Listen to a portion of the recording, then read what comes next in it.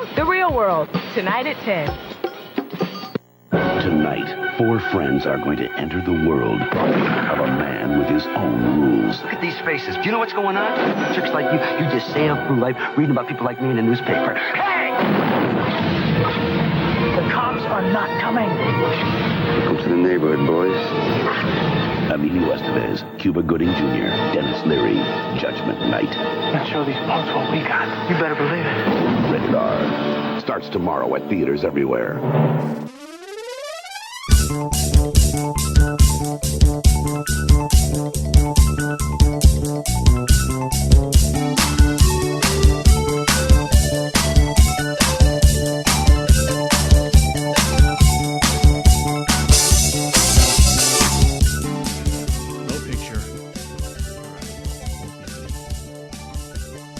Pass the peas, pass the peas, pass the peas, like we used to say. Come on now, pass the peas, pass the peas, pass the peas, like we used to say. If anybody out there knows what that is, leave it in the comments. Yeah, leave that mother in the comments. Although it's fitting tonight for live on Planet Groove, we're coming from tonight. Oh gosh. We're in February. We are. Yeah. We're in Black History Month. I'm not sure this is the best movie for Black History Month, but it's completely coincidental that Blake was like, Dion, what movie would you like to do next month? And I was like, oh, I got a movie in mind. And then serendipitously, I come up with this banger from 1992. Way back in 1992. Back when Blake and I were both in the middle school era. And these were the formative years of middle school for me. Getting out of elementary, making that segue to high school. Welcome to Saturday Night Movie Sleepovers. That over there is Jay Blake. And this over here is Dion Baia. And we're going way back to 1992 tonight with a movie that you said you hadn't seen, right? This is my first time seeing this film. That's correct. And I didn't know until trying to convince you to do it. I was like, oh, Walter Hill did this. And I was like, that makes some sense then. Because this has always been a favorite for mine, but I hadn't seen it in probably 30 years. But then I have a wife that swears that I showed it to her and then knew all the beats.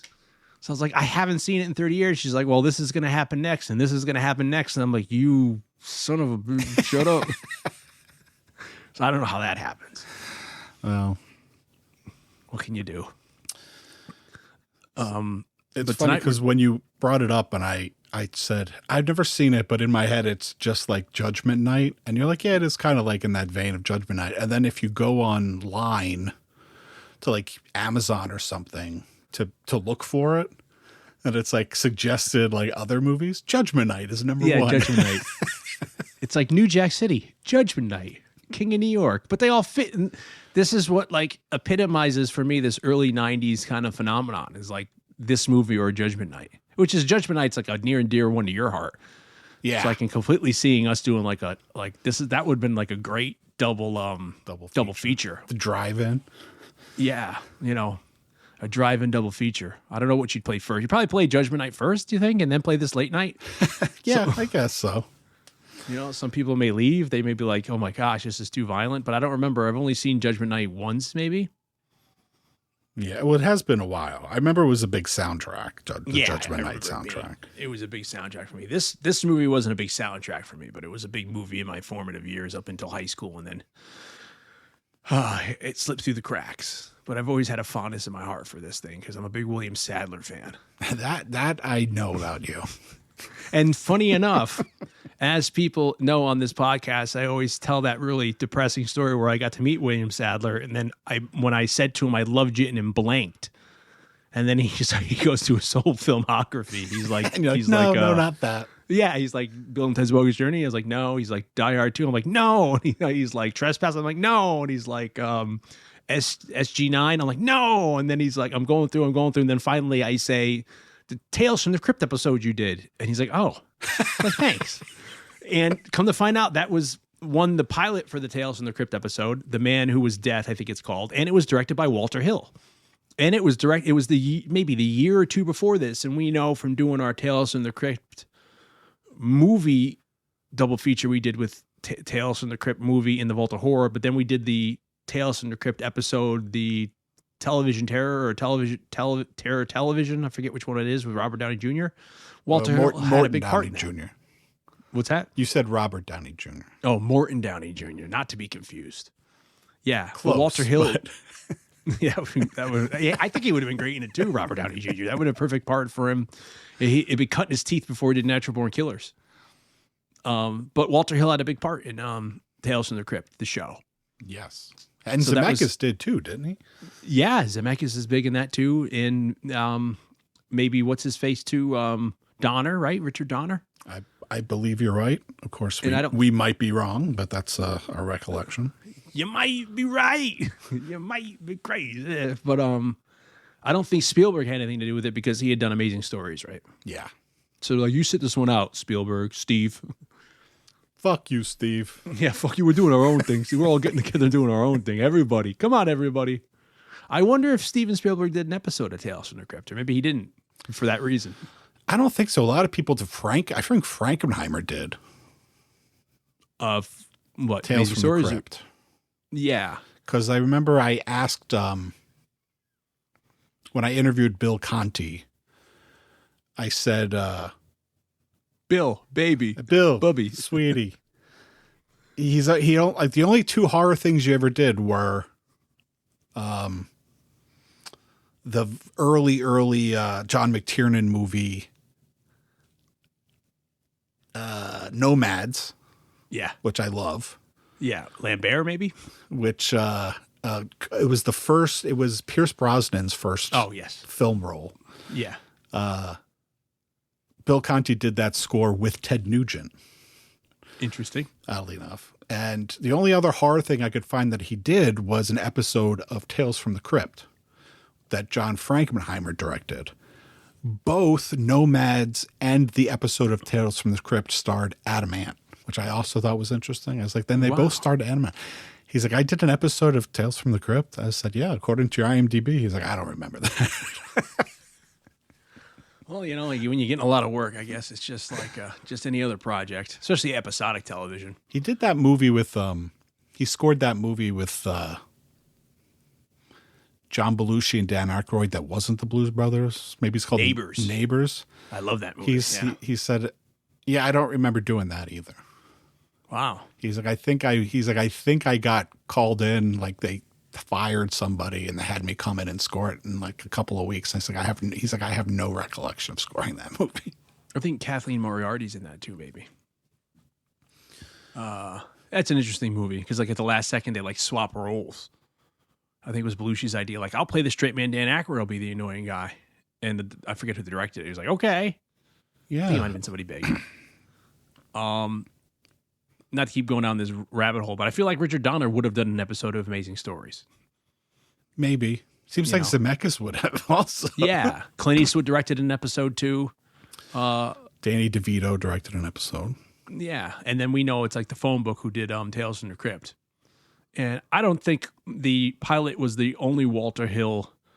I think he did one a season. He did two others. I looked them up, but I forget what they were off the top of my head. But he did the pilot, which was awesome. And the great William Sadler was in it, who we'll talk about tonight.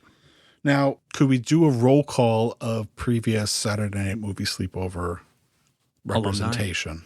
Because there's quite a few. First, say the movie we're doing, just in case someone blindly got this and didn't look and hit play. We're doing Trespass from 1992, directed by Robert Zemeckis, written by Bob Gale, and Wait, you said that directed by wrong. Walter Hill, written by Bob Gale and Robert Zemeckis. Which is such an odd writing for the two of them. Yeah, well, I mean, we can get into it, but they wrote it in like 77 or 8. 77, yeah. So it was before Any used cars or whatever. before they went into comedy. Okay, big roll call then.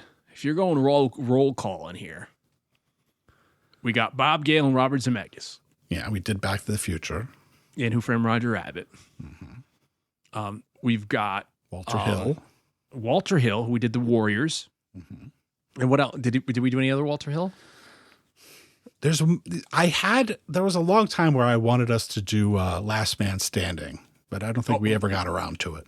Yeah, I would love to do Last Man Standing because that is based off of Red Harvest, which is one of my favorite novels, which, became Yojimbo, which became Fistful of Dollars, which begat the kind of the original telling of it in its original environment, Last Man Standing. Then we have Bill Paxton. He's in Terminator and Commando and Tombstone. We didn't do True Lies. We haven't done True Lies, but that would be a good one. That'd be a fun episode. So I think we got the Pax fully covered there. We didn't do Aliens right now. Who? Aliens. We didn't do Aliens. We haven't done any of the Alien movies yet. Okay. William Sadler. Did we do Die Hard 2? We haven't, but we did Above the Law?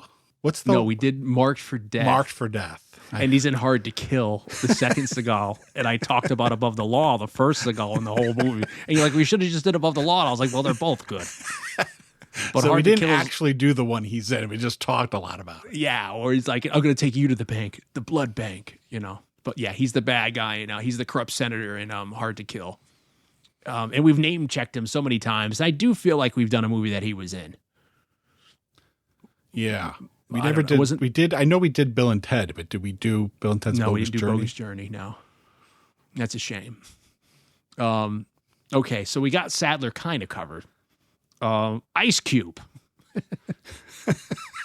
I don't think we've done one yet with Ice Cube. No, Ice Cube. I don't think we've done Ghost of Mars or Ice-T. I don't think we've done either of the Ices. No, I don't. We haven't done Leprechaun in the Hood. I mean, if we're going to do an ice, we would probably do Cool as Ice with Vanilla Ice. Yeah. Before we get to Boys in the Hood. And he's been on the cast because we did Secret of the Ooze. That's true. We did a double feature. Yeah, of both Ninja Turtle movies. So I don't think we've done the Brothers Ice yet. No. Art Evans, we haven't done Die Hard 2, but he's in Die Hard 2. He's in Die Hard 2. He's also... Which I think you did, right? I did do Fright Night, but yeah, he's also the guy, I believe, I could be wrong, but my recollection is picturing him. He's the guy at the beginning of Christine who sits in Christine and ashes the cigar on the seat. You're right. He dies. That's Art Evans. I'm pretty sure you're right. So if we're correct with that, he's in Christine, which we've done on the show. But you did Fright Night with somebody else, didn't you? Maybe we did a guest sleepover because your mom wouldn't let you over at the last minute. Yeah, I got in trouble. I was writing on the walls again with cologne. I can't pronounce his name. Devereaux White. Yeah, Devereaux White, who was in Die Hard. He's of course Argyle in Die Hard. So he's been on the show. Yeah. Bruce A. Young, who I love. I don't know if he's been on the show. He hasn't, but there was I don't believe he has, but there was a time on the show where every episode we were contractually obligated to mention 21 Jump Street. And he's been on. And he is on, I believe, a really good two-parter of 21 Jump Street. Yeah. Because he was on a lot of TV in the 80s and 90s. And then we got Glenn Plummer. Who we haven't done Showgirls yet. No, he's in Showgirls, and I feel like he's in some other stuff we haven't done yet. And then if we skip down, we also have Tiny Lister, who's been on the show for Fifth Element. Fifth Element, and also No Holds Barred. Oh, yeah, No Holds Barred. Yeah, you're right. And then anybody else on that? I don't know if there's anybody else that we can think of offhand. There's a very small part. The guy who plays Eugene Del Long, who was played by Hal Landon Jr. Yeah, plays Keanu Reeves' dad in Bill and Ted's Excellent Adventure. Oh wow! So Hal Landon Jr. has now made 2 appearances on the show. Quite a cast on this. Oh, who's he in the movie? He's the old guy who dies in the fire that gives him at the map. Beginning. Yeah. Yes. Terrifying way to die, but we can get into that. Yeah, so this movie for me was weird because I saw it right when it came out, and it's sad because it kind of, we can get into why it came out, but they brought it out on Christmas, and it's not exactly the best Christmas movie. especially when you're competing that year with Batman Returns, Muppet Christmas Carol, and Home Alone 2. You know, so you got those Christmas blockbusters in there. And then Toys is out at the same time, the Robin Williams movie. So you got a lot of heavy hitters. So this kind of doesn't flop at the theater, but it doesn't make its money back. I feel like it probably made its money back on video and on like paid TV. Because that's where I saw it. Luckily it's clearly not a huge budgeted movie. Yeah. I mean, it's got a decent budget for the size of the scope of what actually needs to happen in the movie. They probably did put more money. It probably could have been lower budget, but they obviously put some money into it, but it certainly wasn't like a huge, blockbuster budget. Yeah. And so I saw this. I can't remember the first time I saw this. I might have been at my friend Marvin's house. And then as I've brought Marvin up in the past, he was the one I used to watch like George Romero movies with, and he's the one who introduced me to Tales from the Crypt and stuff. So the joke when we were little, we used to watch it, was that when Ice-T was always getting the phone calls from Marvin, he's like, Marvin, I'll get back to your ass. He hangs up and he was calling Marvin, our friend, up. And they're like, Marvin, do you think God came out of the sky? Remember that new sound you looking for? Marvin Barry. Back to Zemeckis, which we did Back to the Future. We did. So I saw it a lot as a kid, and I remember watching it with my friends Martin and Chris. And I don't know, for some reason I'd only seen Boys in the Hood once.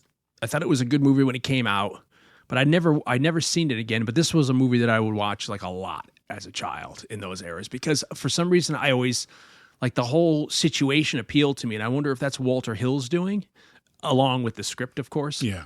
Because it turns into kind of like an assault on Precinct 13, stuck in a thing. And all the bad guys in it, I always thought were so cool because they were not just like, just cardboard cutouts. Everyone's their own personality. Like this was like before Ice-T was kind of a parody of himself.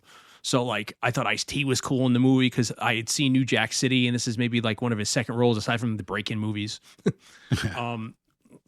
But I thought he was really good in it at the time, and I thought he looked cool with his hair straight, and he like had that dapper suit with the suspenders and stuff. Ice Cube was brand new on the scene, just coming off of like he's in NWA at the time, but he's also in Boys in the Hood.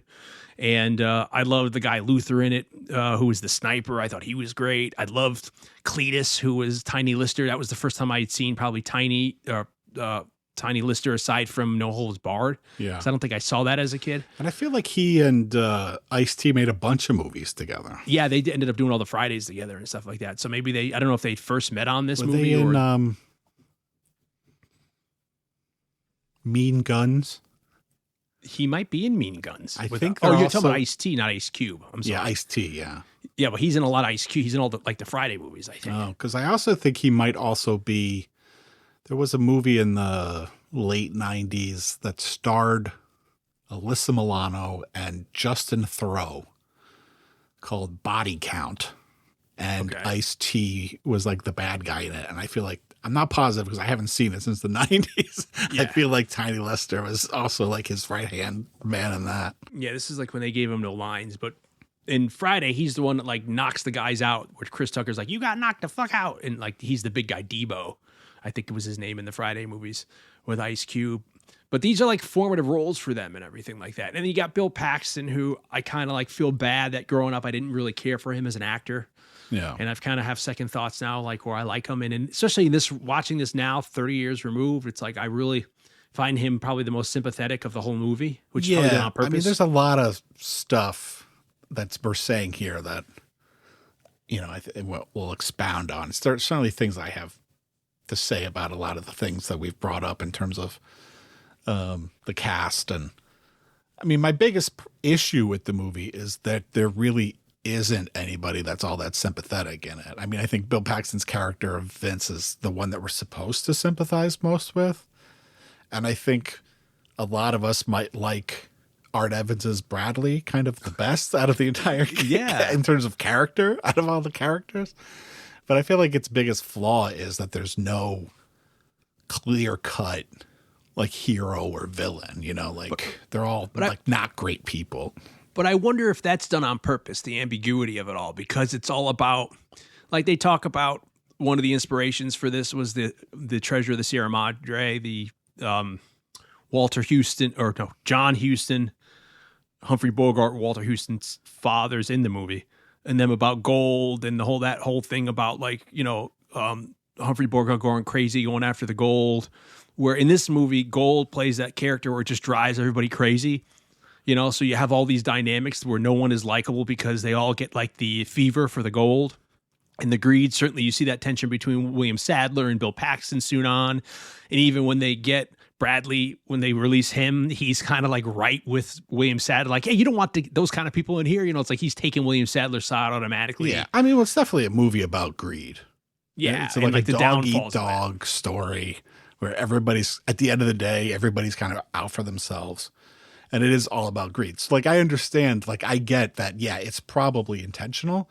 But I also think as a narrative, it's when you don't fully connect with an audience. I mean, when an audience doesn't fully connect with a character, it can be problematic. I mean, this just was one of the things that kind of stuck out to me. And like I said, I think we're supposed to empathize with Bill Paxton the most because he does seem like he's genuinely a nice guy in it, or at least he has like a moral compass. Yeah. That he doesn't necessarily adhere to because he's easily swayed by William Sadler's character. But I mean, I get it. It's like when you're going to make a movie about greed and the point of the movie is that how it corrupts everybody. You're supposed to, the audience is supposed to be empathizing with the fact that it's kind of like, one of the things I always loved about Wes Craven's early stuff, like Last House on the Left, which is not a movie I particularly like, but this is an aspect of it I like. But I do like Hills Have Eyes. It's like the normal person can be easily corrupted when pushed too far. Sure. Like they can become a monster. So, I mean, in essence, that's kind of what this is about. So, in a way, with the William Sadler character, that an audience can maybe identify with the fact that greed, the lust for gold, we can relate to that. We might what would we do in that situation? Would we also be greedy? Because they set it up they're firefighters. So that's kind of like one of the most admirable jobs you can have aside from paramedics, or they're literally going into burning buildings to save people. So there are these really, I don't know what you call admirable people in a sense. And then even they're corrupted by this force. And maybe that was one of the things as a kid that attracted me to it, that it's the realism is kind of scary, where you could be caught in a situation where everyone's just nuts. And it's too crazy where everyone's kind of a bad guy in the situation, or dirty or sleazy, especially the bad guys in the movie, like the gang members and stuff. They all have their own ulterior motives, and they all have, like I said, their own personalities, which I love, and they all come to the play. They're all played each side and stuff like that. So it's everyone's out for themselves, which is everybody's downfall in the movie as well. Yeah. Probably one of the reasons why I didn't see this is because this was before the rule was made, but there was a good 10 years starting in the late 90s where I did not watch movies with rappers in them. I remember that well. And people would be like, what about Ice-T? And I'd be like, Ice-T's the reason why I don't watch movies with rappers. And I have to say, of the two, he definitely gives the better performance in this movie than Ice Cube. I'm not a fan of Ice Cube's acting work in general, but and it has never been it's the same reason why I won't go see Marty Supreme now, because everybody's like, it's so great. I was like, it has Kevin O'Leary in it. I'm not seeing a movie with a shark from Shark Tank. Yeah. It's call me crazy. I feel like acting roles should be given to actors. And I know there's exceptions to the rule. Of course, Blues Frank Brothers. Sinatra. Blues Brothers but it was a musical, and they were kind of playing versions of themselves in some way. And I guess Frank, but I mean, Frank didn't make all that many movies, and to be honest, there's a few really good ones, but Frank didn't make some of Frank's movies aren't that good, but but he's got some good ones. Yeah. I mean, Suddenly and Man with the Golden Arm. than Here from Eternity and Manchurian Candidate. Yeah, like I said, there's definitely exceptions to the rules, but it was that, and it was really when people would be like, "What about Ice-T?" I mean, it really was like Body Count, Mean Guns. Yeah, but I think it was like these movies where like this dude is ruining these movies. Well, that was by being in them. That's why I think this holds an exception where it was relatively before you could have instated your rule. Yeah, because he's in Breakin', which we won't count. I forget if he's in both or one. He's in New Jack City, and then he's in this. And even for me, I feel like personally, Ice Cube gives a better performance in it than Ice-T.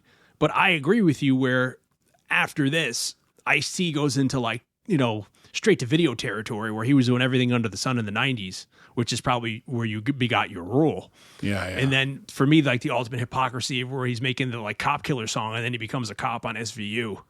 It's like, we won't talk about that for 20 years, and when sadly I watched those because I was a big Law and Order fan until it was kind of ruined by people I won't talk about. But there was a movie that was very big with my friends, which was the one that's, God, I can't believe I'm blanking on the title. It was the one that's kind of like Surviving the Game.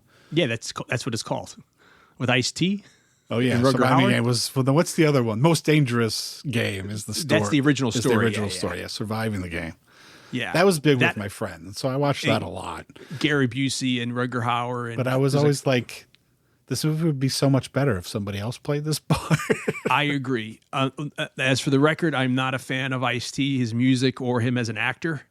I tolerate him in SVU, but I do think he gives a good performance in this, and probably he was decent in this. Yeah, and I actually, for some reason, like Ice Cube's performance in this because he's so polar opposite of Ice-T's performance. He's more street in how I love how he talks. Like, we don't have to do this. Whoa! Like he's got like such a attitude to it. Like he's so believable for me in this.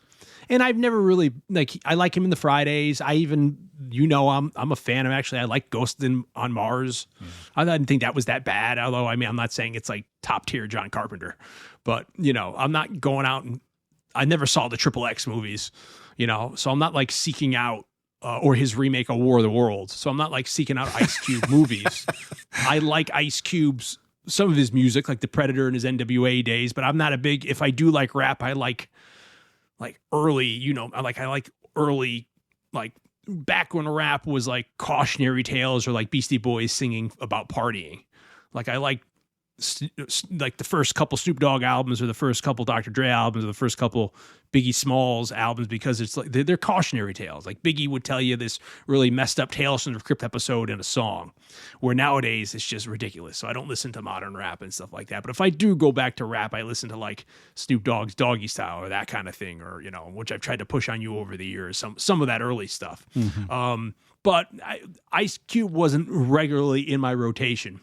Usually it was like I said, Beastie Boys or like Slick Rick or again Biggie and stuff like that kind of a thing, or even Dre's The Chronic or whatever, The Chronic 2001.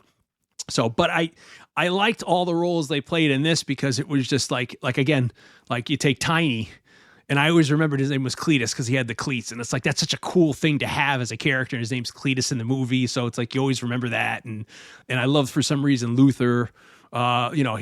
His look, and he's a sniper and all that goes down. And then you had the elements of people you knew from the Die Hard movies that show up in this. So, and then, what's his name? Who's in this? Who you said is in the 21 Jump Street episodes? Raymond, I thought was awesome as like this kind of pimp in the Jaguar showing up.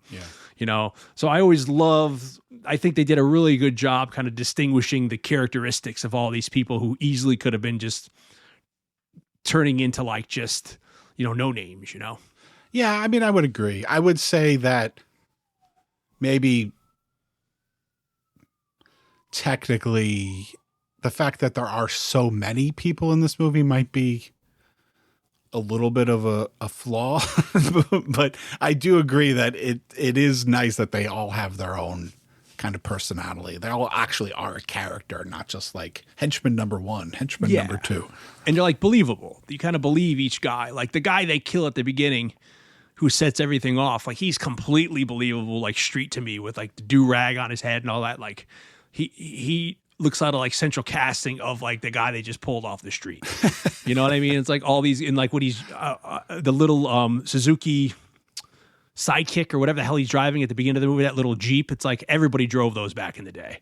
You know, so this is all out of like, I would see all this stuff growing up, like in middle school and high school, kids, you know, coming from New Haven and stuff like that. I would see all these kind of vehicles and these trends with the bright colors.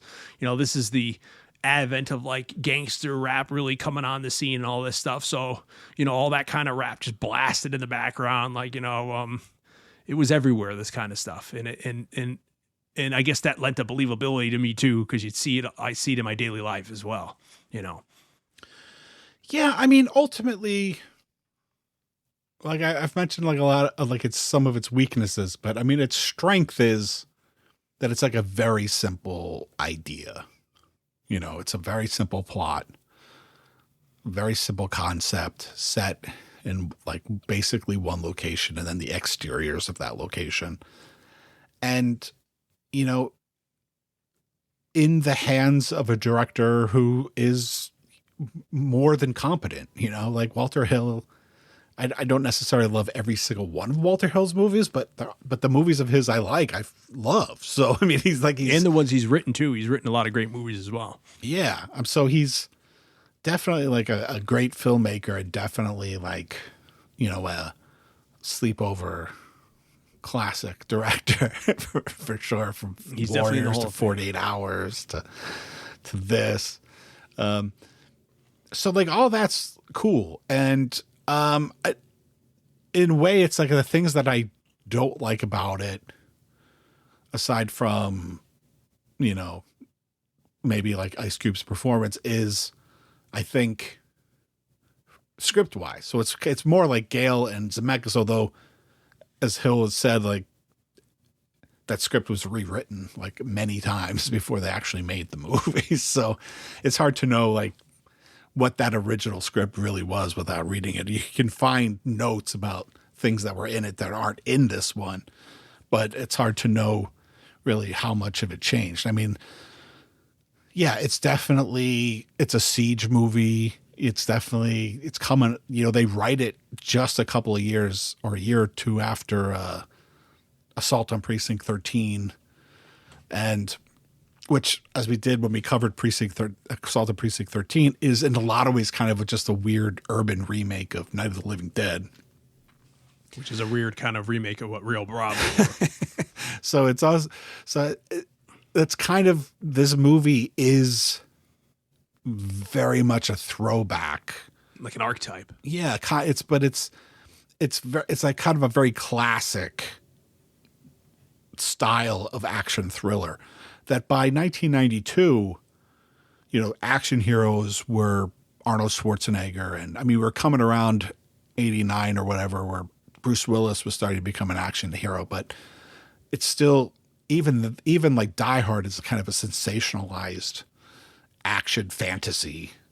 Whereas this one is definitely like much smaller in scale. It's about like real people with problems. And the greed is driven by them trying to solve these real life problems. And like even the thriller genre by 1992 is going erotic, you know? So like even the thriller genre is more coming off of, you know, something like all those Color of Night. Yeah, well, Color of Night, but Basic Instinct and the Michael Douglas movie with Glenn Close. Oh, Fatal Attraction. Fatal Attraction, which kind of I feel like launched, even though it was probably not the first. I think the success of that kind of pushed thrillers into that realm. It's kind of a semi-remake of Play Misty for me there, but then you're right. It kind of jumpstarts that whole era of like the femme fatale again, kind of. So much so that, you know, we get like we did Color of Night on the show, but you know, Basic Instinct, then, you know, Madonna and Willem Dafoe. What's that one? Body of Evidence. It's me quizzing Dion. All the useless stuff I know. But then I watched, last year I watched Disclosure with Michael Douglas and one of the Baldwin brothers. Demi Moore.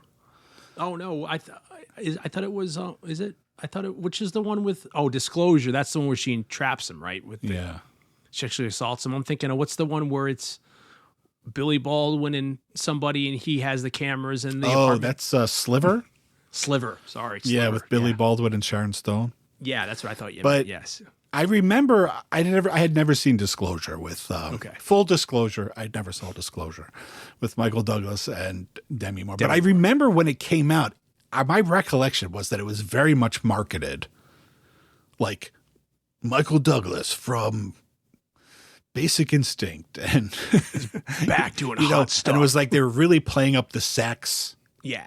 There was like, I felt like they were really trying to market it as this erotic thriller.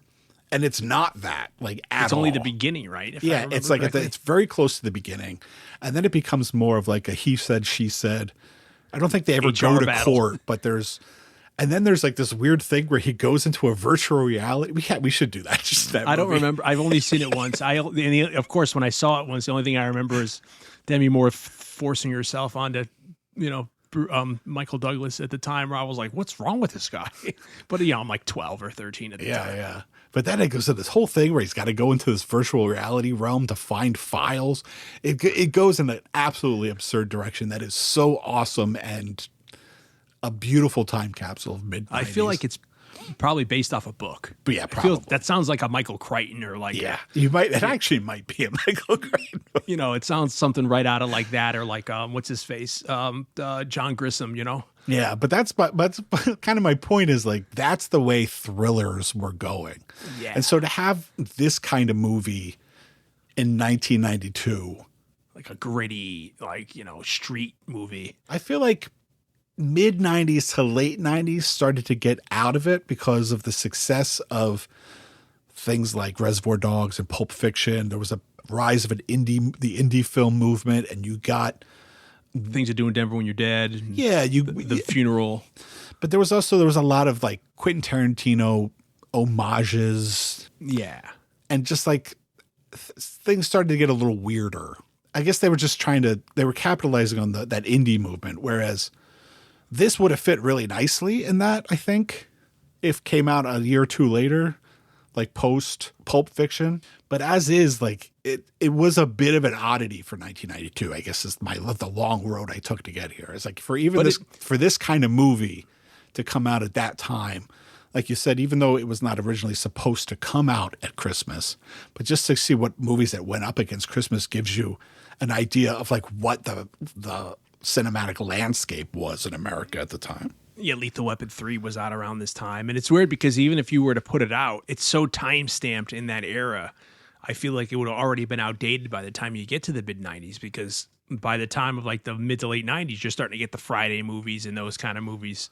So this might have be kind of already out of date in a sense of style and stuff like that because it was so rapidly changing.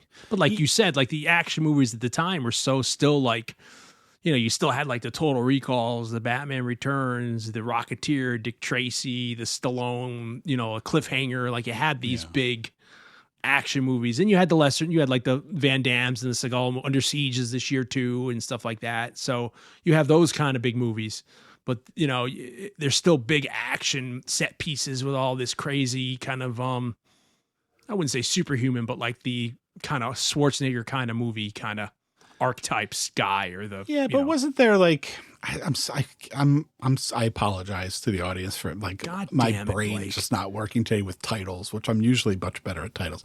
But do you remember there was post Pulp Fiction when Travolta was having like a bit of a resurgence? There was some movie that came out that kind of, I don't remember who the black actor was, but there was like they switched the parts. Oh, that's I love that movie, and I only seen it once. It's where he's like, where it's a world where the white people are the minority. Yeah. Yeah, and he's like, what does he say? Like, what did I do? When they get him out of the car and they beat him up, and I forget. And he wants to get like a doll for his daughter, but he can only find like black Barbies or something. And then the black police beat him up out in the street. It's called. I know the name of that movie too, but that came and went. But I remember seeing it when it came out. Yeah, that's what I mean. Like, obviously, this movie is thematically, narratively, very not doing that. But I just feel like that's the landscape that a movie like this would have done well in, which was that Color is in the name of that movie. What's that? I feel like the word color's in the name of that movie. Yeah, maybe. But I mean, I mean, I don't know. If there's anybody else remember that movie, put it in the comments. But there was there was just a lot of, there was some movie with, God, I could name movies that I can't remember the titles of forever. But my point is, welcome to my world. There was one thing with like Jason London and Stephen Baldwin and Mickey Rourke, which took place like in the 50s. That was kind of like a thriller that maybe the girl who played Laura Palmer from Twin Peaks was in that too. I can't remember if is Harvey Keitel in that movie too? I don't know, maybe. But that's like, that's a little bit later. Like I said, the Quentin Tarantino, Robert Rodriguez, like White Man's Burden. Yeah. What's the one with Harry Belafonte?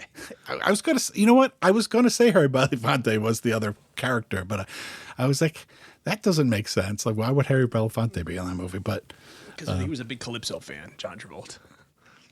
And then like Last Man Standing comes out in like 96, right? 97, yeah. 96, 97. And I feel like that didn't do as well as it should have. And I didn't care for it when I saw it, but it had everybody I love in it. Like David Patrick Kelly and Bruce Dern and all these people. Yeah, I kind of love that movie. I remember seeing that at the theater on after getting out of school in the afternoon and going to the mall to see that.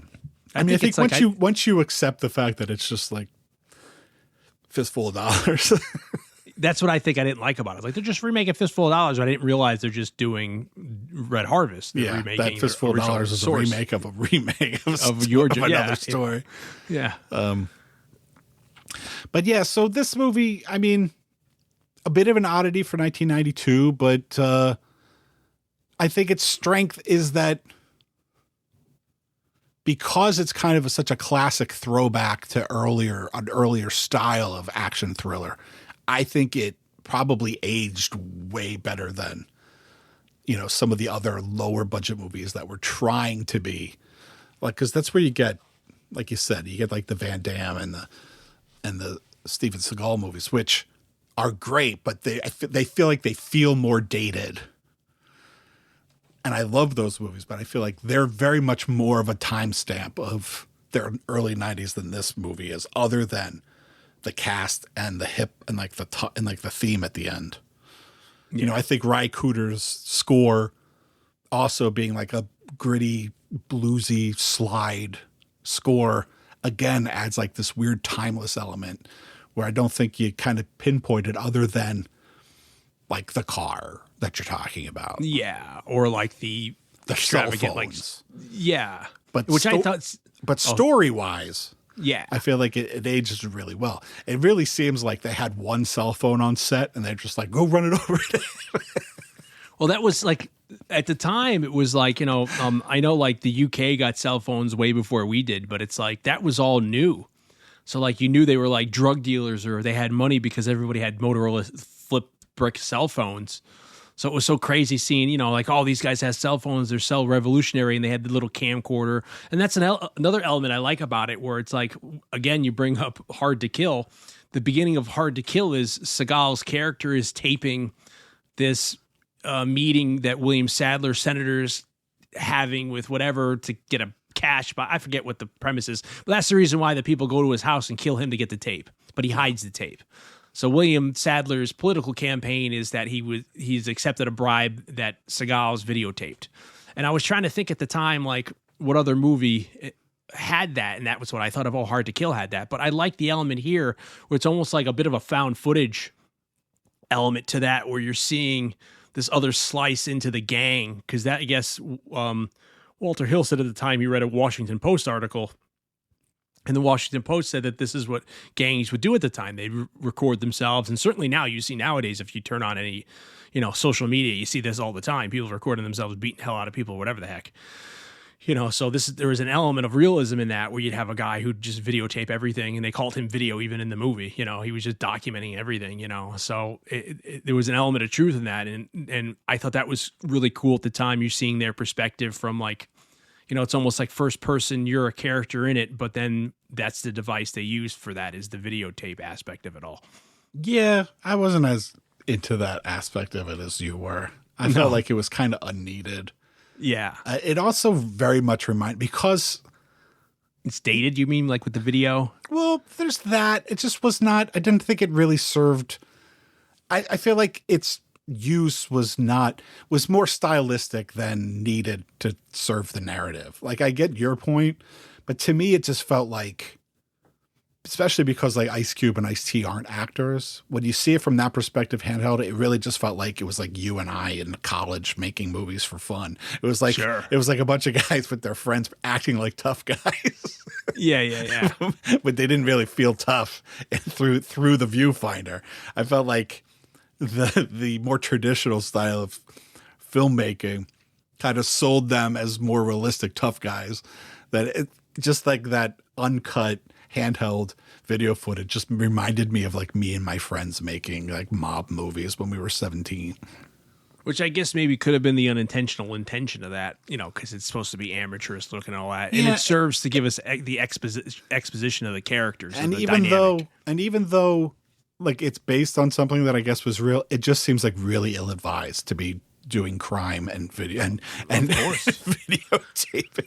But I say that every day when I turn on something and watch people like record people beating each other up and then they get arrested. It's like, why would you record yourself doing all this? But to this day, people still do it, and that's how they get caught. They don't learn their lessons from 35 years ago, whenever this was, But it sets the premise for the whole beginning of the movie so the basic plot of the movie, for no one who's ever seen this, is basically there's an A and B plot. The A plot is these two firefighters kick in the door to this building and they're trying to save this old man. The old man gives them this stuff and he's like, I've hid it. No one knows where it is. It's like he's like riddled with guilt of what he did.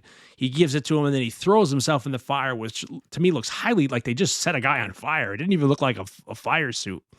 And this guy burns to death. The two firemen are able to get out and they realize later at the firehouse what they have is that there's a treasure map, the classic treasure map of this guy robbed the church back in 1940 of all this gold, and him and his other collaborators hid it someplace.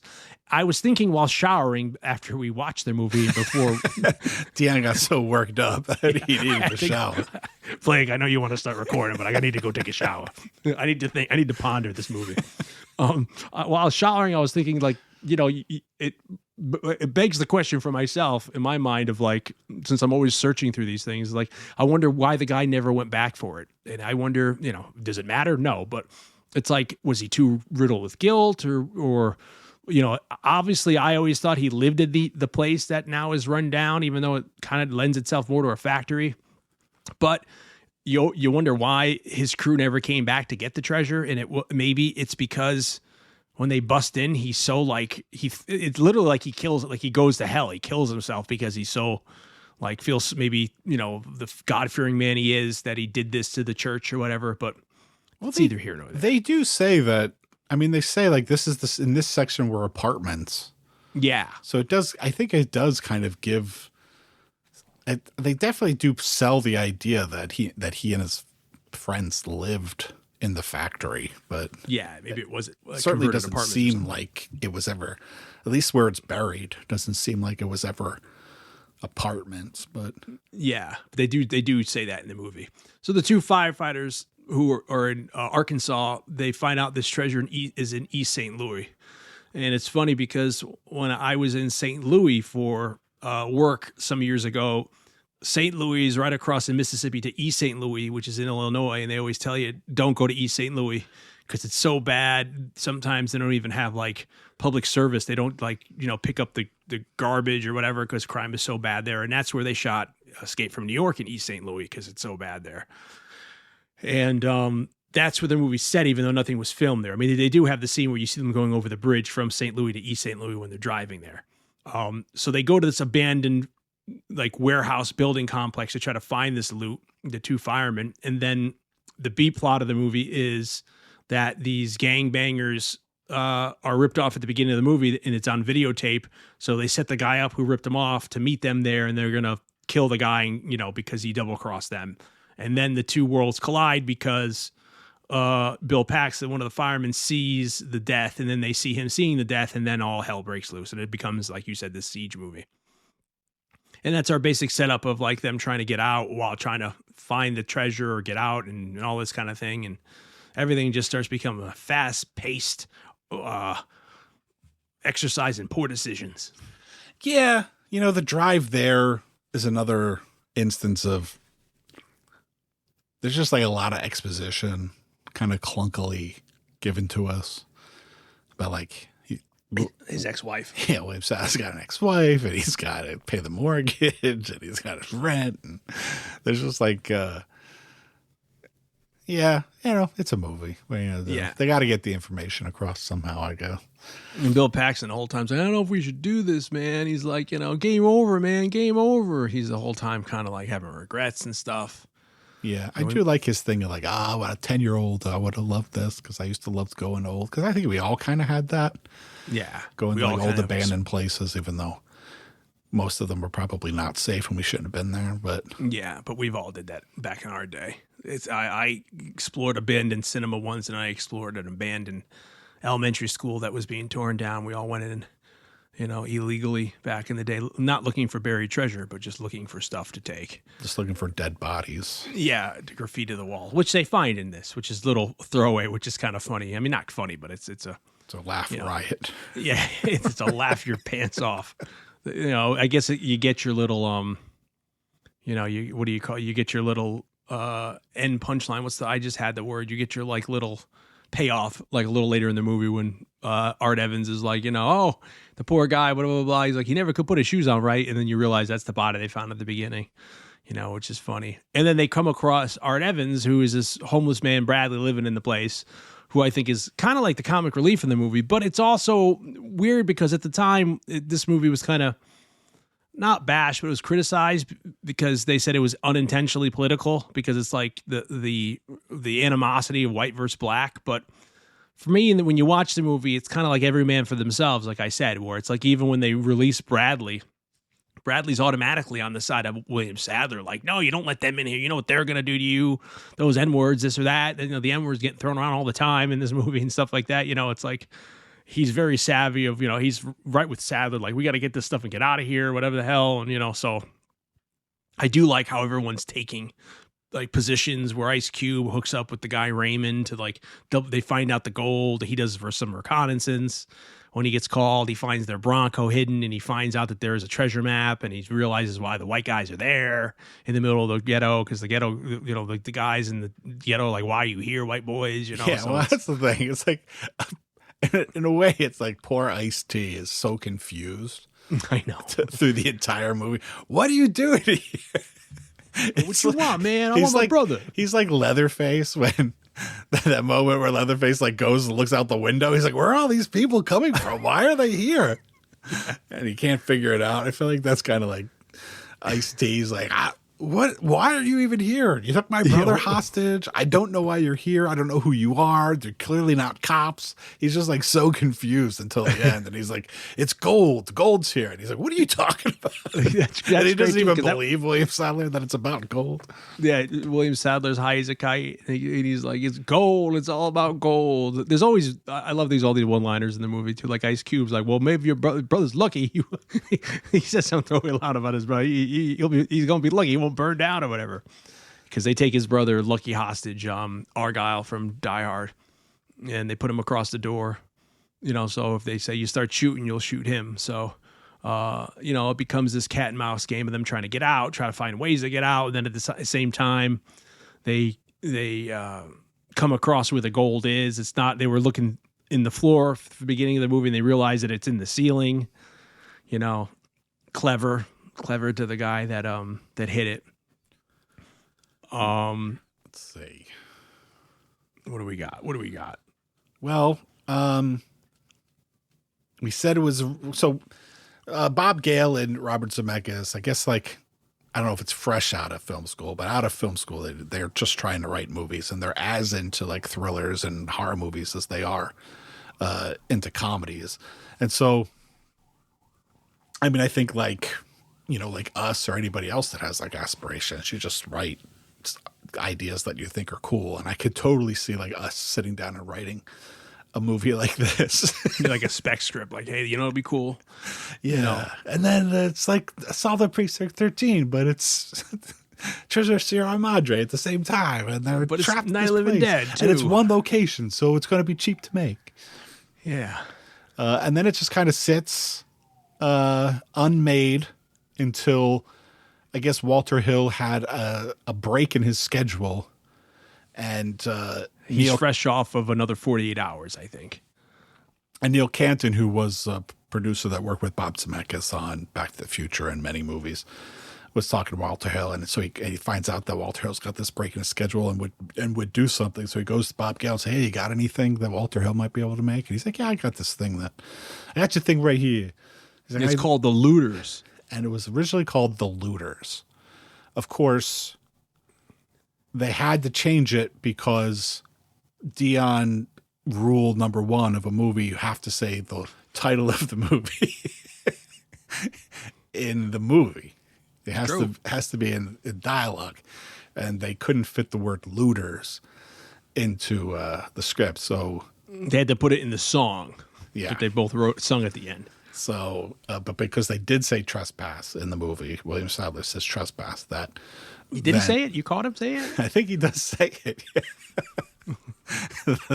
Told you. They were allowed to make this the title. But Walter Hill read the script and liked it. I mean, and it seems like something Walter Hill would be into, right? I mean, Yeah, this is right in his wheelhouse. He's like, this is awesome. He does make he has like a classic thriller action, old school mentality. Even something as crazy as like Streets on Fire or Streets of Fire is, even though it's so off the wall, like crazy 80s, it's certainly a very nostalgic, like old school idea. Well, even he helped adapt Jim Thompson's The Getaway for Sam Peckinpah, the Steve McQueen movie with Alan McGraw. Walter Hill wrote that, and that gets kind of wild at the end and deviates from the original book, which gets really crazy at the end of the book. But it has that Walter Hill kind of imprint on it. You know, as the story goes, it gets more crazy, outlandishly in a kind of a sense. And I haven't seen 48 Hours or another 48 Hours in so long. I don't remember. I kind of feel like that happens maybe in the first 48 hours. I don't remember I saw the second, another 48 hours in a double feature at the Lake George Drive-In. That's the last time I saw it, you know. And the biggest thing I remember about that is the guy from Andrew, what's his face, that we met, the Wishmaster. Okay. He plays the bad guy in it, and then there's the big bus flip at the beginning where, like, that's how he gets out or whatever. Yeah, I watched the first one not too long ago. It was fun. It's a fun one. Another, Walter Hill. Tasha Yar's in that. Walter Hill has an interesting filmography because he also did Crossroads with Ralph Macchio. Which is another movie I'm surprised we haven't done on the show. And I heard he did Trading Places. Trading Places is what's his face? He did Brewster's Millions, I think. He did one of those movies. That's interesting. Yeah, let me look that up but I feel like he did one of those. Trading Places is what's his name? John Landis, but I feel like he did the other one. But keep going what you were saying. I just said it's got a really interesting filmography.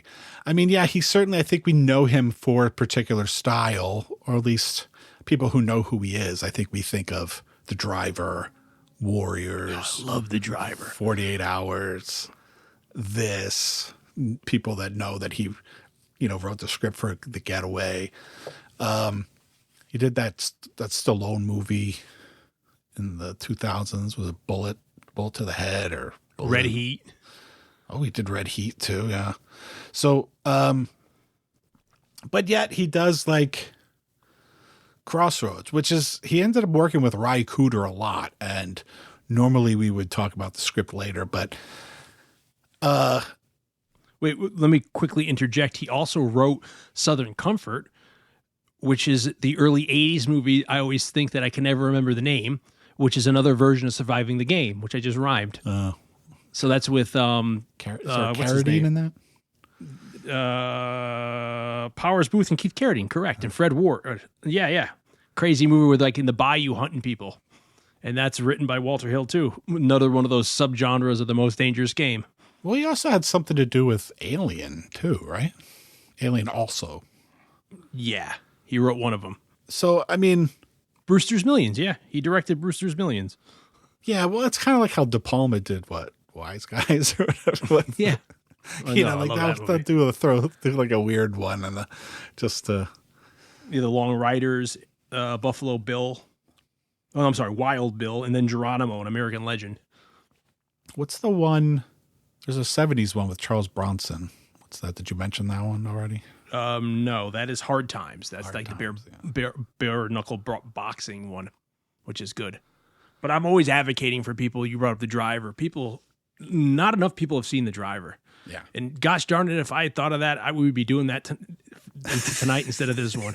Because The Driver is such a good movie, and it's like really invented the whole genre. I mean, you wouldn't have the Transporter movies, or you wouldn't have what's the other one with Ryan Gosling? Drive. Yeah. Well, I just saw this week. I saw that Crime 101. Oh, okay, yeah, same thing. Which he's kind of a one-man show, but there's a lot of driving in that. And then what's the one from a couple years ago that I actually only seen recently with where the kid has to listen to music when he drives and Kevin Spacey's in it? Baby Driver? Yeah, Baby Driver, same thing. Driver's so awesome. But anyway. Yeah, what's that, Ryan O'Neal? Yeah, he's the driver, doesn't even have a name, never smiles. And then you have the cop, and that's Bruce Dern. Bruce Dern, I'm going to get you, driver. I'm going to get you, driver. There's a movie, I cannot think of the title of anything tonight, but there's a movie with George C. Scott. Driver. From the 70s. Yeah. Where he's a driver who's like retired, and he gets hired to do one last drive. But it's him transporting Tony Masanti, like, breaks out of prison from like on the chain gang, and it's George C. Scott's job to transport Tony Masanti like across Europe to like another location. Totally worth checking out. I would tell you the title of it if I could remember.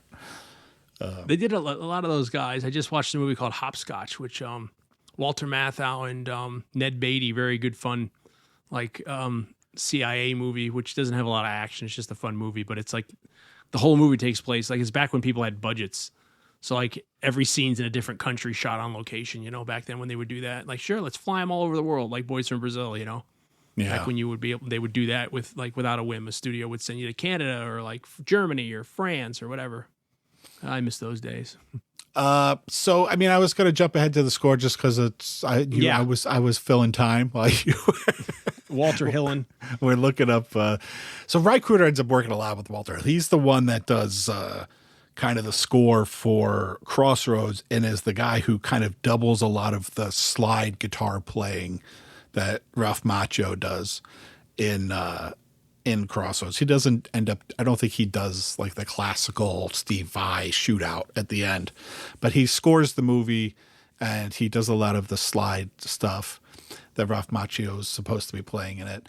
And he works with Walter Hill a lot. He's one of those guys, Ry Cooder's one of those guys who known for slide guitar and blues, but never, he's one of those guys that's like respected by people who do it, but never hit it kind of huge. There's guys like Robin Ford is a guitar player. He's not necessarily known for slide, but he's like a guitar player that guitar players love, but he's not known by a lot of people that don't play. I feel like Ry Cooder's one of those guys, and Ry Cooder's become more known for his film score stuff than he has for his bluesy stuff. But the score was originally done by a saxophone player named John Zorn. And this kind of sounds like a William freaking Lalo Schifrin and Exorcist story. Yeah, well, because what I heard from, evidently the story I heard from a friend of mine, he wasn't there, of course, but the rumor he told me, and I kind of believe him, where it was like Lalo Schifrin does like a temp score for Exorcist, Lalo shows up with his family And Freakin's like, this is the worst thing I've ever heard, and throws it out on the floor in front of Lalo and his family, and it's not used. And then it's later released. Yeah, I mean, I also heard that like he took the tapes and went into the back and into the alley and threw them in the dumpster. I mean, there's all kinds of stories. But the truth is, brought Lalo's family out. Come here, watch this. Lighter fluid. Don't watch, kids. Don't watch. That's Lalo. Don't watch. I mean, the truth is, we don't hear about it because the vast majority of people don't give a shit about film scores. But people get replaced for film scores all the time. Even just talking about Neighbors with Bill Conti. One of the reasons why Bill Conti doesn't remember it is because somebody else did a score for it that they didn't like, and they had Bill Conti come in the 11th hour to rescore it. When I interviewed for the first book, Scored to Death book, Harry Manfredini was telling me that he did a score for a movie that got thrown out, and they hired Lalo Schifrin to rescore it. And Lalo called him and said, "Hey, I like your score. Can I use some of the themes for it?" And Harry's like, "Yeah, I guess." And Lalo's like, "Look, like you're not really a film composer until you've had a score thrown out. Like that's just." Oh, God bless Lalo. So that night that was ripped out of our hands of talking to Lalo in death because of that one guy. Damn it. Lalo being too nice to that weirdo. So this guy, John Zorn, who is a composer and a saxophone player, but I would actually be interested in hearing that score. And I feel like I read that it has been released on CD. I have to look for it. It's called Music from an Untitled Film by Walter Hill. He doesn't want to be too direct about it, but that's the title of it. It's called Music from an Untitled Film by Walter Hill, and it was released on Filmworks CDs.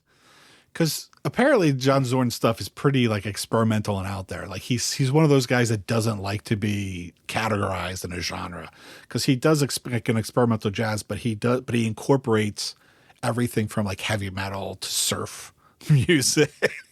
So he seems like he's probably pretty out there and a creative guy, but I guess Walter Hill didn't like the score. And so he called in Ry Cooder to replace it. So Ry Cooder went into a studio with a session drummer who played with everybody, including some of the Beatles, played on the Traveling Wilbury records, Jim Keltner, and John Hassel, who's a composer and a trumpet player, who also has played with a lot of people. And John Hassel became kind of known and gained a fan base because he worked a lot with Brian Eno in the early 80s. And they just kind of went in and improvised. It's an interesting score, kind of really gritty slide stuff. Definitely a score that's kind of my alley. At first, when I heard it as it was coming in, I felt like it was a weird score for this movie, but then eventually, like, I just kind of got used to it. Like, once that got into the story, it just became what it's supposed to be, which is an aid to help tell the narrative. Yeah, for me, I feel like it's not a noticeable score. Like, it's there, and it has its moments. Like, I forget what cue it is, but, like, when the guy who gets killed at the beginning goes through the skylight, like, it has a crazy sound, and I remember that being, like, quite sensational. But aside from that, it's not like it doesn't have like a James Horner kind of theme through it. Like, it's there to like support the movie, which it does perfectly, but it keeps itself in the background and gives you what you need without being like a Brad Farrell, what was from the Terminator movie. You know, you don't get something like so iconic. Yeah, it's definitely kind of more atmospheric, which I think works for this movie. One of the reasons why I kind of wanted to talk about the score, aside from that, it just has the interesting story that it was a score was completed and then completely replaced, was that there was a quote that Ry Cooder said that he found it really challenging to score the film because it only had one location, and he had to figure out a way. He had to figure out ways to score it, and I think that, and why that struck a chord with me is, no pun intended, is because talking to so many composers about the art of film scoring and getting to see like how they write, I think it's an amazing and interesting art form that I didn't even know was as interesting as it is when I set out to talk to composers about why they do it. But so much of the movie influences how they score, including location. You know, it's not just the characters or the script. It could be like, I remember when I was talking to Charlie Clouser about Saw 2, he's like, well, the first Saw is all like in this dank basement, you know, like, but in the second Saw movie, there's like these SWAT teams outside and there's sun. So it warranted a different kind of more open score than the first movie, which is very closed and kind of compressed. And so I think that was just an interesting thing that kind of meant something to me when I read the quote, because it's true. Like, you know, everything from, you know, like something that's in the movie, like a neon sign will influence, you know, like a rhythm that's like a composer chooses to take, or the buzzing sound of a neon sign in the movie. For some reason, I'm thinking of like the Maximum Overdrive's boom, boom, boom, boom, boom, boom. You know, like when the trucks are going by. Yeah. Boom, boom, But like boom, everything boom. from a character to, you know, obviously there's the character themes, but even location, like something that's, when I talked to Charles Bernstein about the score for The Entity with Barbara Hershey. Oh yeah. And there's a scene where she gets kind of like the spirit, I think, kind of like, you know, attacks her in the car, like pushes the gas pedal. And he's like, you have to, as a composer working in a horror movie, like you have to work extra hard in the daylight scenes because they're not inherently as scary as the stuff in the dark, you know? So like the music has to work more when there's something scary happening during the day. So the fact that Raikuda was like, yeah, I found it really hard to score something that all kind of took place in this one location, because when there's multiple locations, he gets to score, there's this theme or this feeling for this location, and there's that feeling for that location. So having it all be in one place to try to not get redundant and still have some kind of variety and not just be completely one note can be really challenging. So I just thought that was kind of interesting. I think he does a good job. Like I said, at first it was like during the opening credits when the music is more prevalent and kind of in your face, you don't have a story yet. It is like, oh, this is an interesting idea for the score, especially when you think of it as being so rap and hip hop oriented because of the cast, to have something that's very retro and kind of very gritty, but definitely old school. Well, that's, I think, one of the movie's strengths, in my opinion, is that the only time you ever hear, aside from the end credits, the only time you ever hear the rap is like diegetically. It's like playing on somebody's car or like on a CD player or boombox. Yeah, because there's a lot it's of not thrown in as like non-diegetic music, which I think helps. Yeah, definitely. I mean, because it was like they kept talking about like they're going to do, when you watch like the behind the scenes, like we're going to do an album. There's going to be a soundtrack. And after we watched the movie, I was like, what's on it other than the end theme? Because the other stuff is diegetic. Like it was so part of the story. It never occurred to me like, oh, those songs would go onto a soundtrack album, you know? Yeah. The ones and that could be stuff that was already car. written. You know, it's not like I don't know. I couldn't tell off the thing if that was like NWA stuff, because I couldn't tell if it was like Ice Cube or Ice-T singing, and you know, because I thought it would be so pronounced if you hear like Ice Cube or Ice-T singing while Raymond's driving around in his Jaguar or something. But I didn't notice that. It just I did hear Sir Mix-a-Lot's voice at one point. Yeah, so that's why I thought it was like it's not them.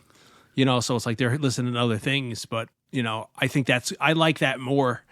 That coming out of their car as opposed to having it be on the soundtrack all of a sudden, you know? Yeah, but there was a way to do, and I'm not saying they should have done this, but there is a world where there is an alternate universe where this movie gets made with maybe not a rap score, but a more hip hop oriented instrumental version of that. I mean, that becomes more of a theme, not literally a theme, but more of like a device later, even in, you know, just where composers start to incorporate more hip hop beats and stuff into scores. That doesn't seem to start. I mean, I guess by 92, even though hip hop and rap had been around for, over 10 years, it's just at that point starting to become really mainstream. So yeah. And I think it would have been to this movie's detriment. Yeah. If it had, because it would have been such a time capsule. It's one of the things that ruins kind of Rocky V is that they put a lot of contemporary rap and hip hop from the time into Rocky V, and that ages that movie in a way that's even worse than Rocky IV, which we covered last week, which is a very synth heavy score, so very dated, and the thematic and what's going on thematically in the movies very of its time. But something about that style of, I guess it's because it's like popular music, even if it's, it's hip hop, but it's popular hip hop of that time. Whereas the Vince DiCola score for Rocky IV is synth and definitely dates it in that way. It's not, it's not pop music. Like if you were, it's not like Thrillers on it. Yeah. I feel like we've discussed that before when we've talked about like in Ninja Turtles or wherever, where they have like Addams Family or, something. We didn't do Addams Family, but like something at the end where it's like, since hip hop is in not its infancy, but it's changing so drastically in the 80s to 90s. It's completely different from what it is in 89 to like 99.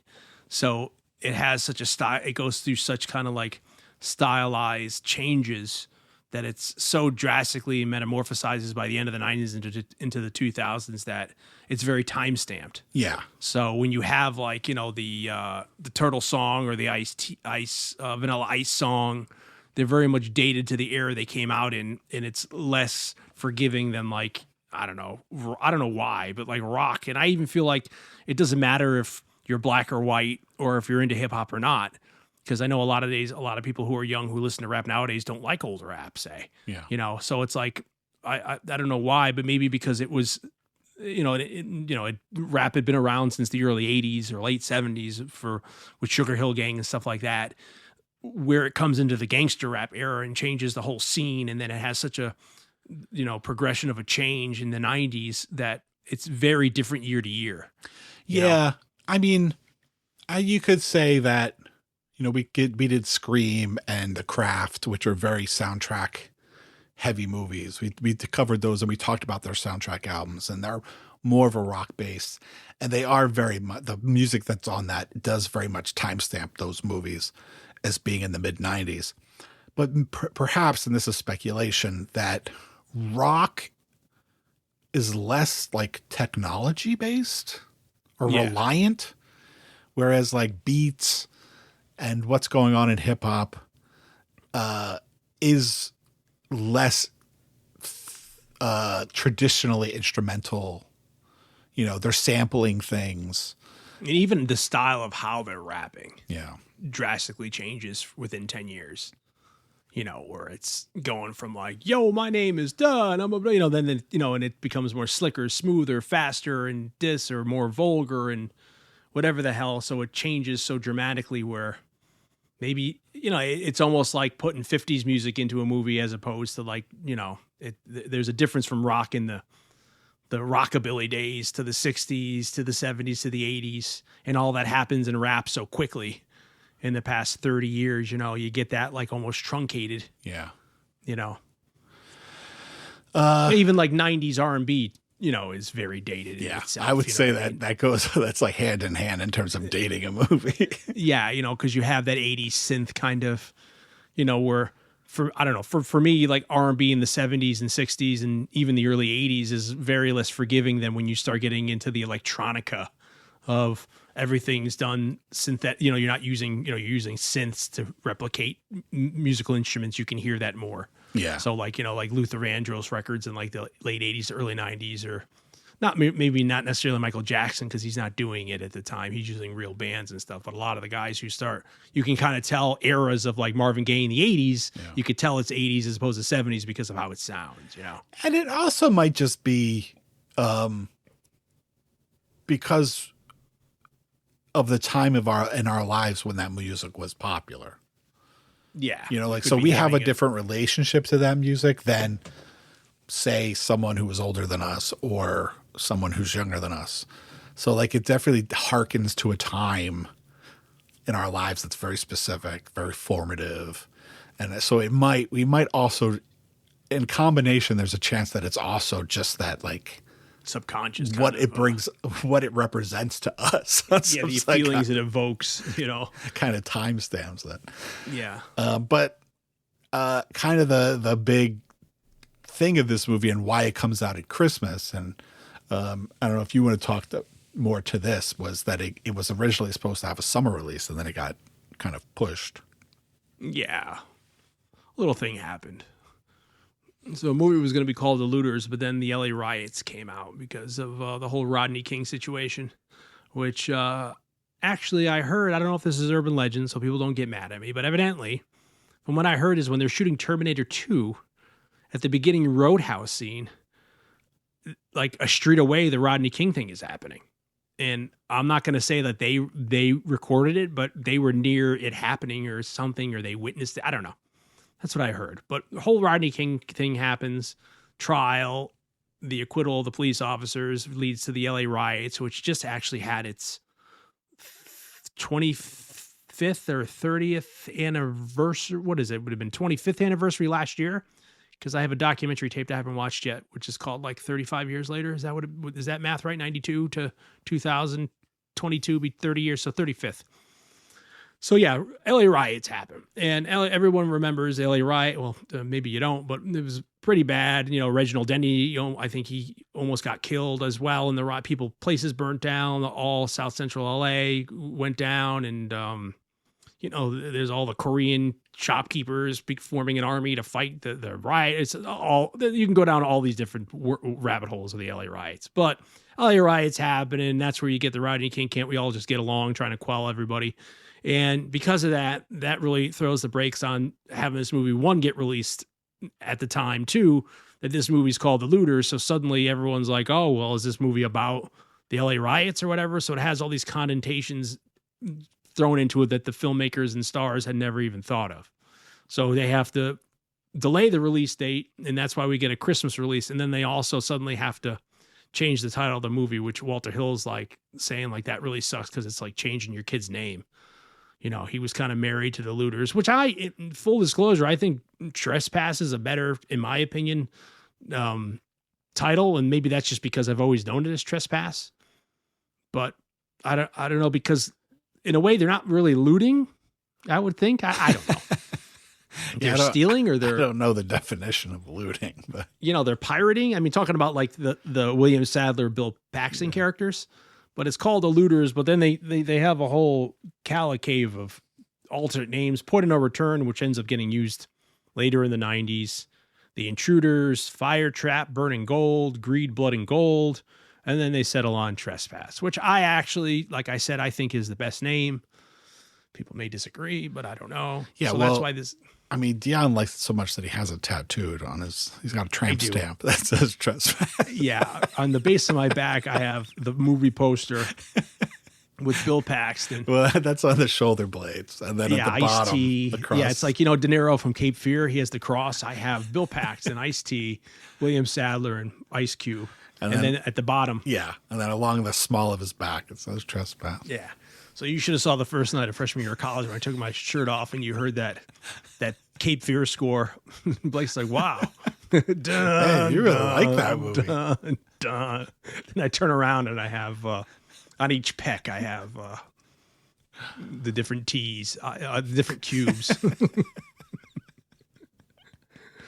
But I don't know. I think it's I don't know. Do you agree do you like Trespass better than the Looters, or does it? Yeah, I think it's the Looters sounds like maybe a good band name, but I don't know about a title for this movie. Yeah. So forces, as we learned in Cape Fear, the remake, the Scorsese movie, there is a legal term called force majeure, which means an unforeseeable act of God. And that is what happens here. Force majeure comes into play and completely messes up their schedule of releasing this movie and having to change the name, pushes it back 6 months, and they drop it in the Christmas season, which I definitely think probably hurts its box office success. And then, but I think, I still think, I couldn't find the numbers online, but I still think this probably made its money back either internationally as well as, on home video, because this, I'm sure, was a hot home video release at the time. Yeah. Because it's in the era of deep cover, people there was this, King of New York, Judgment Night, deep cover, Boys in the Hood. You're getting these kind of movies that are coming out that are this kind of genre of urban, ness, whatever you want to call it. Yeah, I don't know. The Christmas season is a weird one because a lot of movies come out that aren't necessarily Christmas related. Because there's also the ideas like, well, you also have to. They're trying to play to the people that don't want to go out and see a Christmas movie. But I guess like a movie of this type on Christmas Day. Yeah. It looks cold where they're shooting. They shot the interiors. I think they shot the interiors in Memphis and they shot the exteriors in Atlanta. But it looks like in scenes you can see their breath. So it does look like it's cold outside.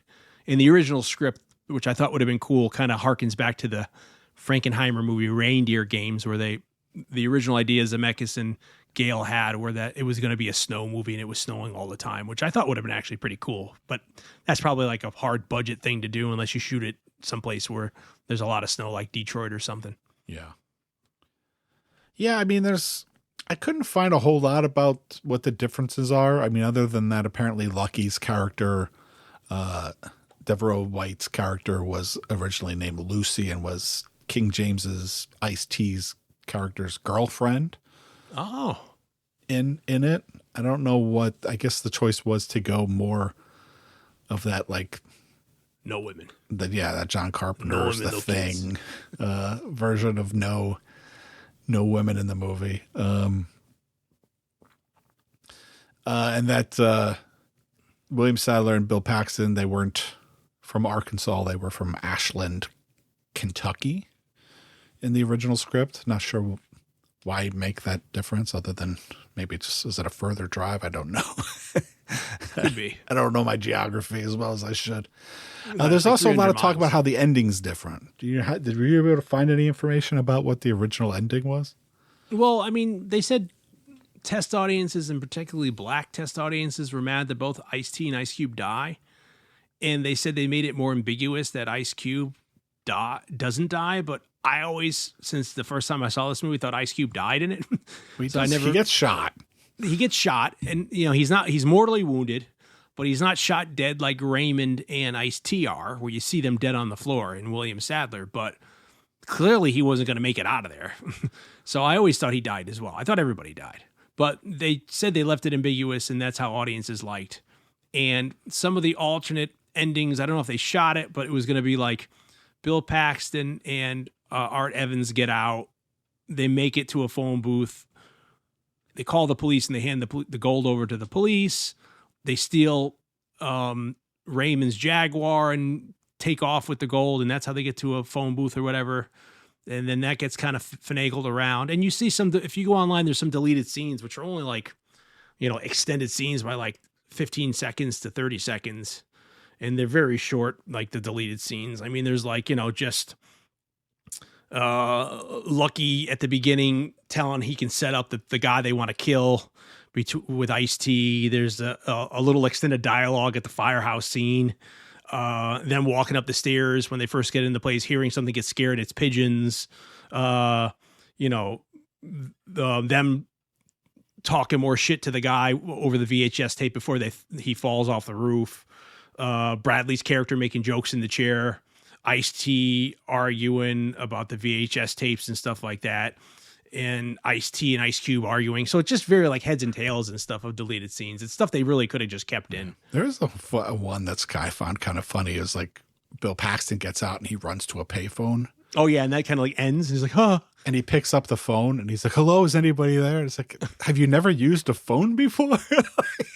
and then he picks up the wire, the cord, and sees that the cord's been broken and cut from the payphone. It was like, it's not like the old days where you're like, oh, operator, connect me to 227. Operator, get me central line. Yeah, because in the deleted scene, you see him run into a payphone. And I always thought it, like, I don't know why, but my little, I'm 14, 13 years old when I saw this movie. I thought it was a big like funny, satisfying reveal at the end that, you know, Art Evans, the Bradley, the homeless guy, gets the gold, you know, and he walks away laughing, and that's how the movie ends, you know. But aside from that, the only thing I really heard, you said that you had heard through your people that this went through a lot of revisions. I had heard that Walter Hill said he basically kept it kind of the same, except he just let, it's almost like Gary Oldman on the set of True Romance, like talking to his bodyguard to get into character, like, tell me how you'd say this. He kind of, Walter Hill let Ice Cube and Ice-T work out improv lines of how they would say things, or, you know, go back and forth, ad-lib that way.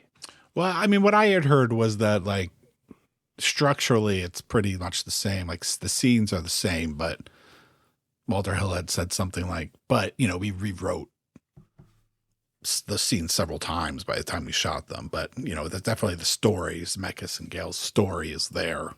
All the beats are there. It's just, you know, a lot of times if you're someone that reads scripts online or goes and hunts down scripts and wants to read them, you know, a lot of times when you're reading those scripts, that's the shooting script. You know, it's not the script that was purchased or you know, optioned to be made into a movie. So scripts are kind of always in flux. That's why I know you ever see they have the color coded pages, because that's like today's pages versus yesterday's page. I mean, they're even being rewritten the day of and the night before a lot of times when they're writing a script. So, I mean, whatever it is that Bob Gale and Robert Zemeckis wrote in 1977 is certainly not what was shot in 1992. I mean, the cell phones didn't even exist yet. So, yeah, I wonder how they did that in the original script, if they had like CB radios or something. But I thought it was a real innovating idea for them to have cell phones, because that this line of communication where they're like able to like entrap everybody, and like, you know, especially when they call Raymond, the other guy's backup, and he comes in that really cool Jaguar, and he's got that really dated, like, you know, early 90s pimp suit, and he's this really suave motherfucker who's like a freelancer, who's like almost like a freelancer until like Ice-T's like, you're working for me for the rest of the day, and he hands him a wad of cash, and they open his trunk, and he brings all the ammo, and that like amps up he brings them M16s and shotguns and C4 and sniper rifles, and everything starts really going down. Like, you know, I always liked those elements as a kid. Then he's like, go recon, and that's how he goes and finds the Bronco and stuff like that. You know, even to the point where he had like, you know, a fake police outfit, you know, in his back. You know, that's all. Hello, officer. You know, I was like, I always loved all that stuff. Yeah. Also, I noticed, which I guess makes sense, but I don't think I've ever seen it in a movie. It's like so many of the gun handles have rubber bands wrapped around them. Yeah, I'm guessing for grip. Yeah, or it's some kind of like, in the old days, it was like you'd tape it so you wouldn't leave fingerprints. You know, so it's like, you know, like a Saturday Night Special. You'd like say you'd file off the serial numbers, and then you'd have some sort of tape or something on them, so that I don't know why, but a certain kind of tape, you wouldn't leave a fingerprint or kind of residue on it that make it harder for them to trace the weapon or have fingerprints on the weapon. So all the guns are kind of modified in that way that he has, the M16s and the shotguns and stuff like that. And I always thought, like, you know, like Ice-T's character's name is like King James, and he's kind of like the businessman. So I always liked that, like, he's like the guy who's like corporate. So he's got the suit with the suspenders, and he's got like, you know, he's got the straight hair, and he's very like the corporate guy trying to wrestle this gang into place. And then you have all these different guys who are crazy, and he's trying to deal with them all. So I like, again, harkening back to the dynamics. I always thought that was cool with everybody, and bringing in the freelancer who's then trying to backstab him with Ice Cube. He brings Ice Cube in when he finds out that they have a treasure map he finds in their Bronco and stuff like that. And yeah, you know, and it's like the early days of Sadler. I always loved, like, you know, I never thought Sadler got kind of his due back in the day. You know, everyone knows him from Die Hard 2 or Bill and Ted's Bogus Journey, but he'd show up in a lot of character roles, of course. And this was one of these movies I was like, you ever see Trespass? Because Sadler's great in that, you know. And it's like, you know, when he gets the heroin in his neck, oh God, that's terrible, and all that stuff. And he gets all crazy and stuff, and, you know. Yeah, I mean, he's had a great career, but yeah, it's not like he played the lead in things. Yeah. You know, he's got memorable parts.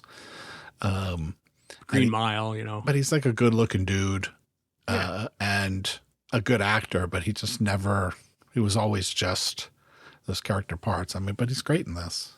You know, you brought up Bill Paxton. He is one that I think people just have a fondness for Bill Paxton more than I think people really think he's a great actor. Like he's got his thing and he's good at that. But it's like, yeah, I love Bill Paxton, but I don't know why. I just do. I mean, and that was for me. It's like, I never liked him growing up. I like him in like as Hudson and Aliens, but I always found him kind of annoying and stuff, and maybe in this role and things like it. But then upon his death, like in retrospect, like I've kind of grown into liking him. yeah. Which is, I don't know if that's sad or whatever, but it's like he plays a good bad guy too. He was on that X-Men series, or what was that series? The Marvel had that show where he was the bad guy in it for a bit, and he was good in that. I forget the name of that darn thing. Agent X, the Agency or whatever it was called. You know, he's good in that. And he's always good in what he's in. You know, he's always playing, for the most part, Bill Paxton in these movies, and he's good, you know. He's great in Near Dark, you know, and that kind of a thing. Well, yeah, I mean, he had that period in the 80s where like that's kind of what he did. Yeah. And Tombstone, he's great in, you know. yeah, and then I feel like in the 90s, he's great. He's well cast in True Lies. Yes. It's almost like he's playing like a stereotype of himself in True Lies. Yeah. Like a James Cameron stereotype of him in other movies as himself in True Lies. You know. And I always get teary-eyed no matter how many times I watch it, his death scene in Tombstone, you know. Yeah. He's great. Right on the billiards table, you know. And then he, you know, in the late 90s, early 2000s, Simple Plan, which is kind of thematically similar to this. It's about which I haven't seen since we saw it in the theater. Yeah, which we saw way back in the day. Yeah, at the Palisades. But that was like a turning point for Sam Raimi in terms of going from what we all thought of him from Evil Dead, Darkman, Quick and the Dead, to then doing like kind of a serious, dramatic thriller. But it's also a movie about greed. So it puts Bill Paxton in kind of a in a movie that's similar to this at least in its themes and its approach. And he's in Frailty too, right? I think he directed Frailty. Yeah, I think he's in it and directed it. And I remember that. I've only seen that once, but I remember liking that when it came out. Yeah, I think I only saw that at the movies, but I remember liking it a lot when I saw it. Yeah. But it was sad when when we lost the Pax. Yeah. It was a sad day. So, but Sadler's still going. He was in the newest Bill and Ted's movie, which I haven't seen yet. We reprised his role as Death, you know, and he shows up here or there, which is great. He's still getting work and stuff like that. And Ice Cube is still getting work. And certainly Ice-T is doing car commercials now and stuff like that. Yeah, what's that? It's like car insurance or... Yeah, car insurance commercials. Well, what's her face from the Kill Bill movie? Yeah. Anyway. But a lot of the other guys, I feel like, you know, I don't see them as much anymore. You know, like what's his name died, I think. White, Argyle. I think he passed away. Yeah, I think Art Evans passed away too. Oh yeah, you're right. Art Evans did pass away as well. Yeah. And what's his name? Raymond. I think he's still alive, but I haven't seen him in anything recently. Bruce A. Young, and then Glenn Plummer, who I like a lot too. I haven't seen in a while. And Tiny Lister passed away as well. You know, so. Rest in peace, Tiny. Yeah. Tommy Tiny Lister Jr., no holds barred. Scary. A scary foe for old Hulk Hogan. So, yeah, this was a fun ride down memory lane. Something you hadn't seen. Yeah. Something I had fond memories of back in middle school. Back when like Martin was on TV and Living Single and that whole era, you know, those days. Yeah. Yeah, it was fun, you know. Yeah. So it was exciting. And then just to find out it's a Walter Hill movie, I was like, oh, makes sense. All right. Well, yeah. I think that's not going to do it for closing the door on Trespass. Yeah, we don't want to be trespassing more than we need to be. All right. Yeah. So this is our second episode of the year. Of the year of our Lord 2026. It's 2026. February. Serendipitously Black History Month. And I want to thank everybody for sticking with the show. We're going to try to dish out more this year than we have in more recent years. And so hopefully this is just the start of several more this year. And for me, you can check me out at Score to Death on social media. My book, Score to Death, is Score to Death 2. Conversations with some of horror's greatest composers. And more conversations with some of horror's greatest composers are available on Amazon, an ebook, and paperback. Paperbacks are also available at other book retailers or from me directly, along with the Score to Death record on both vinyl and CD at scoretodeath.bandcamp.com. So make sure that you pick up your copies today. And you got a new book, too. I do have a new book called... I can never remember the name of it. Right now it's an ebook. There might be a paperback at some point. It's called Interview, a pocket guide to something conversations for print. I don't know. But if you go to Amazon, it's on Amazon in ebook form. For the Kindle. If you look me up, J. Blake Fichera, Fichera, or the Score to Death books, you'll be able to find the interview book, which is kind of just a guide from me giving you hints and tips and help you become an interviewer for your own podcasts or YouTube channels or whatever it is you're doing. You can learn from my mistakes and what I've learned from the last 10 plus years, 15 years or so, whatever it is of interviewing. You got to show up to the interview with your pants on. Yeah, definitely want to do that. I made that mistake many times. Yeah, that was an early mistake. Yeah. So yeah, those are available. Still making the Score to Death documentary, and working on other things that I don't know if there's more news. You will hear about it. And of course, Dion Baia, like buy a car, has his own projects that he's going to tell you about right now. Yes, it is. Dion Baia is going to tell you about his stuff. I've got Blood in the Streets, a book available on ebook, audiobook, and paperback on Amazon and brick and mortar stores. I also have a book called Morris P.I., The Men from Ice House 4, also available on Amazon and brick and mortar stores. On paperback, ebook, and audiobook, working on the third now. And if you guys haven't given a listen to, a couple years ago, I did a really nice homage audio play called the Strange Occurrence Out at Fort Courage, which you can find if you look that name up. Wrote it, directed it, co-starred in it with the great Moose, and what else did I do? Produced this? Well, I didn't really produce it. Our friend produced it as well, James Hancock. But that's fun if you haven't heard that. And working on the third book now.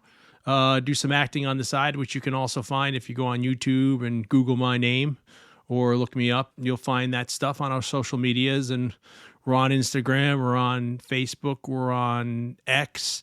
I'd like to also give out a shout out to all the listeners because they were really coming out and supporting us last month after our little, complaint about the bad review. Everyone was, saying, screw that and screw them and you guys are great. So, hey, you guys are awesome too. So thank you for your support.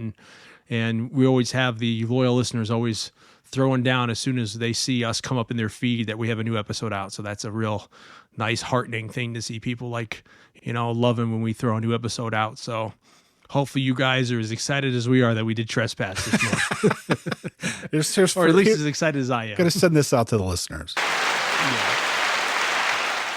Nice applause. We have new gadgets too. Yeah. We'll start working them into the show. There. Give me some reggaeton. Yeah, crazy boy. We should have had that for the Mark for Death episode. Kill the white boy hatcha. Your bomba clot. I be everywhere. All right, everybody. Thank you for listening. Thanks for coming down. Remember to tip your waiters. What you see is what you get. Thank you. I take my wife everywhere, but she finds her way home. Okay. But anyway, as always, thanks for listening. We'll see you real soon, and hopefully you guys will have a good year. Hopefully we'll have a good year, and we'll be talking to you before you know it. Later. Every Saturday night, popcorn's popping, the pizza's in sight.